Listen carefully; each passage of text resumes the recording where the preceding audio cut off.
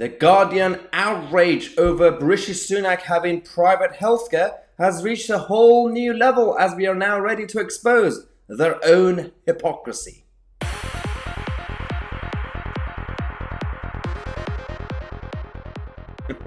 I love it when the elite attack the elite. I love it when the media hacks attack the political hacks. And this is quite funny because Rishi Sunak, as a rich person, has private healthcare, and that's evil. I'm not even a Rishi Sunak fan, as he goes. No, I've been getting so many attacks for bashing the Tories. I don't care. They're absolutely terrible these days. But the political left are also absolutely idiotic. So on the one hand, the left say that we should make sure we treat the NHS properly when you need it and all that. So it's helpful if those who have money to use private healthcare so they're not a burden on the NHS. So the NHS is there for those who can't afford it. That's common sense. But we also have this politics of envy. We also have this prejudice in this country where even though you're actually helping the NHS by having private healthcare, people will attack you saying, oh, why do you have private healthcare? Someone has to have it, essentially. So the Guardian essentially attacked Rishi Sunak, saying that, he's registered with private GP practice. Firstly, all GP practices are private, but some obviously are affiliated with the NHS. But this is a complete independent private GP practice. Now, this is quite interesting because the Guardian went all out. They exposed Rishi Sunak, and which is quite pointless because if you want to, and what we do here on this channel is, if you want to expose politicians, if you want to criticize them, do it based on policy, do it based on the agenda, expose them for what they're actually doing that's wrong for the country. Don't go with trivial attacks, don't go with just personalities, it makes absolutely no sense.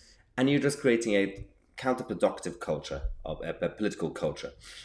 Well, The Guardian and Pippa Carrera and all the hacks who have been writing these articles, we discovered something.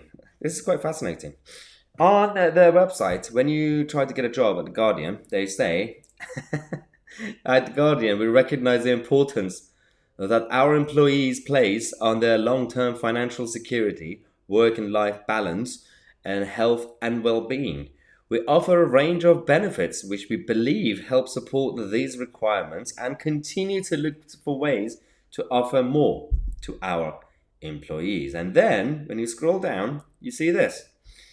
This is a bullet point of some of the financial security benefits that they offer. And the third bullet point is private medical, single cover paid for by the company with the option to add spouses and dependents.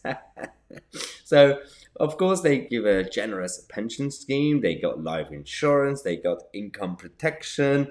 But they also have a private medical, private healthcare for the Guardian staff, yet they are going around writing articles exposing other people for having private healthcare.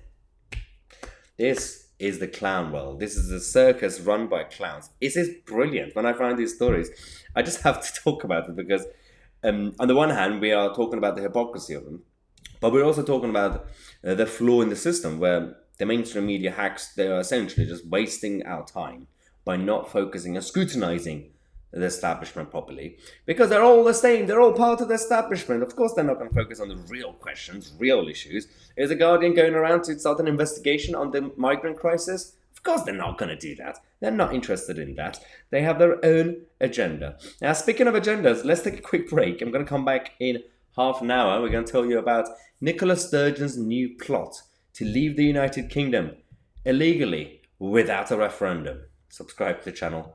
I'm Tousi and we are the media.